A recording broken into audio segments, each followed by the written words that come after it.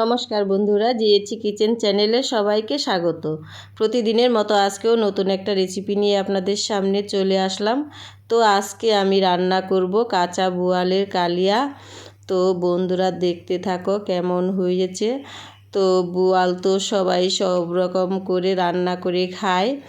তো এবার একটা নতুন রেসিপি নিয়ে চলে আসলাম। তো বন্ধুরা এভাবে বাড়িতে বানিয়ে খেয়ে দেখবে। তো প্রথমে আমি বোয়াল মাছগুলো ধুয়ে পরিষ্কার করে নিয়েছি। এবার আমি মাছগুলো ম্যারিনেট করব। তো মাছগুলো ম্যারিনেট করার জন্য আমি দিয়ে দিলাম আদা রসুন বাটা আর পেঁয়াজ বাটা আমি একসাথে করে নিয়েছি। তারপর দিয়ে দিলাম লঙ্কা বাটা, তারপর দিয়ে দিলাম জিরে বাটা, তারপর দিয়ে দিলাম লঙ্কার গুঁড়ো, তারপর দিয়ে দিলাম ধনিয়া গুঁড়ো, তারপর দিয়ে দিলাম স্বাদ মতো লবণ, দিয়ে দিলাম হলুদের গুঁড়ো,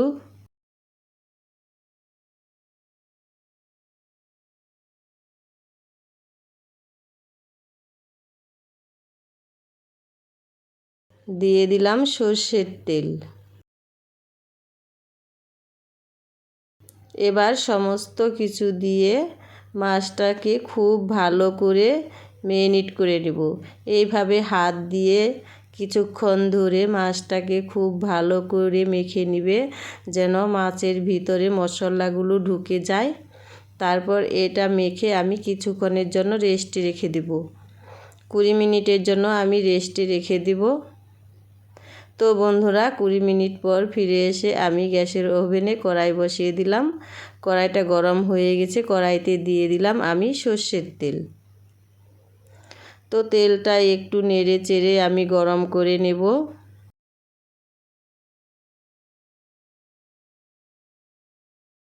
তো তেলটা একটু খুন্তি দিয়ে নেড়ে চেড়ে কড়ার গায়ে ভালো করে লাগিয়ে দিব। তেলটা গরম হয়ে যাবে। তো তারপর আমি এর মধ্যে দিয়ে দিলাম তেজপাতা আর শুকনা লঙ্কা।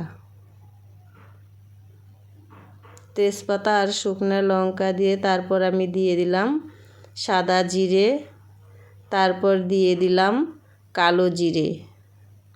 এবার ফোড়নটাকে একটু ভেজে নেব।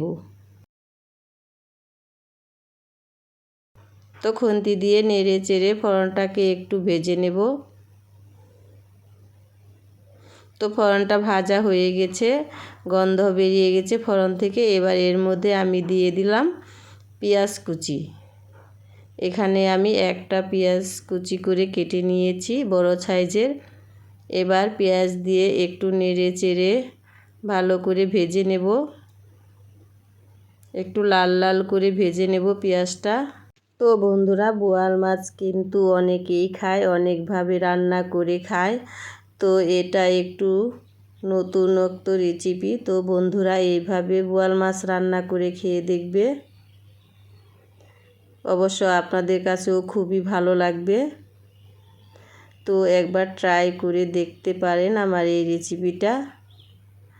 তো কথা বলতে বলতে কিন্তু আমার পেঁয়াজটা ভাজা হয়ে গেছে। এবার এর মধ্যে আমি দিয়ে দিলাম পেস্ট করে রাখা আদা রসুন আর পেঁয়াজ বাটা।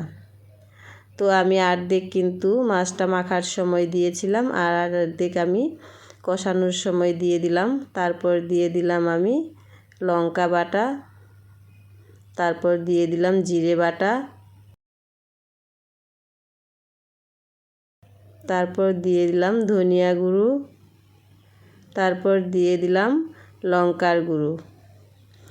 তো এবার সব কিছু দিয়ে একটু নেড়ে চেড়ে মিশিয়ে নেব।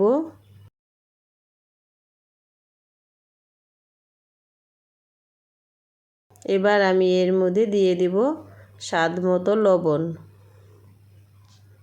তো স্বাদ মতো লবণ দিয়ে দিলাম। তারপর দিয়ে দিলাম হলুদের গুঁড়ো।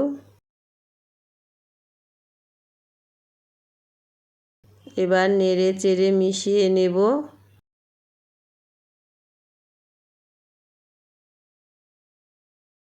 নেড়ে চেড়ে মিশিয়ে কিছুক্ষণ কষিয়ে নেব। এবার আমি এর মধ্যে একটু জল দিয়ে দিলাম। মশলাটা যেন পুড়ে না যায়, শুকনো শুকনো হয়ে গেছিলো, তার জন্য কিন্তু আমি একটু জল দিয়ে দিলাম। তো এবার মশলা থেকে মাছগুলো তুলে নেব। মাছগুলো কিন্তু খুব সুন্দর মেরিনেট করা হয়েছে। এবার মশলা থেকে আমি মাছগুলো তুলে নিচ্ছি।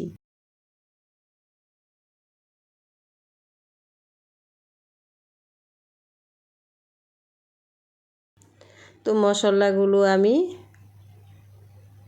কষানোর জন্য দিয়ে দিলাম।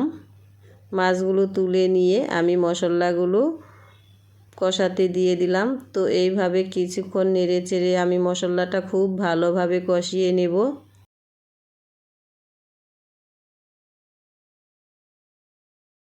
তো মশলাটা কিন্তু কষানো হয়ে গেছে। এবার আমি দিয়ে দিলাম এর মধ্যে মেরিনেট করা মাছগুলো।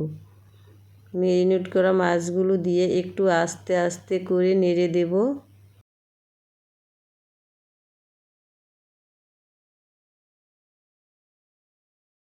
তো এইভাবে আমি সবগুলো মাছ দিয়ে দিলাম।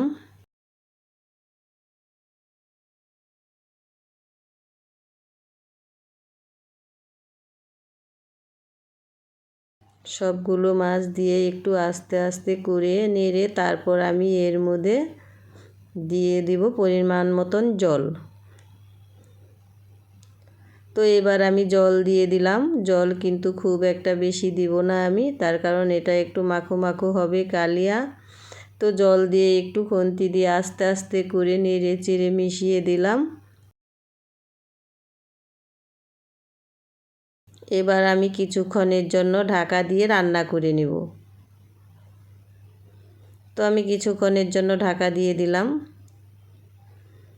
কিছুক্ষণ পর ফিরে এসে আমি ঢাকনাটা তুলে নিলাম। তো দেখো বন্ধুরা, ঝোলটা কিন্তু ফুটে গেছে। আমি কিছুক্ষণ রান্না করে নিয়েছি। মাছটাও কিন্তু খুব ভালোভাবে সেদ্ধ হয়ে গেছে। দেখেই বোঝা যাচ্ছে মাছটা কিন্তু সেদ্ধ হয়ে গেছে। আর মাছের তরকারির রঙটা কিন্তু খুব সুন্দর হয়েছে দেখতে। এর উপর থেকে আমি দিয়ে দিলাম চেরা কাঁচা লঙ্কা। কাঁচা লঙ্কা দিয়ে একটু নেড়ে দেব।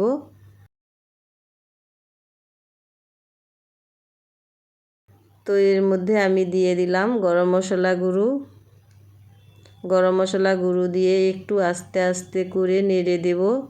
তো দেখতেই পাচ্ছ বন্ধুরা, আমার মাছের ঝোলটা কিন্তু প্রায় রেডি। এবার আমি নামিয়ে নেব। একদম রেডি হয়ে গেছে সার্ভ করার জন্য। তো বন্ধুরা, দেখেই বোঝা যাচ্ছে কতটা সুন্দর হয়েছে দেখতে। খেতেও কিন্তু দারুণ টেস্টি হয়েছিল। তো আমার রেসিপিটা যদি ভালো লেগে থাকে তবে লাইক কমেন্ট শেয়ার করে দিবেন। আজকের মতো এ পর্যন্তই, টাটা।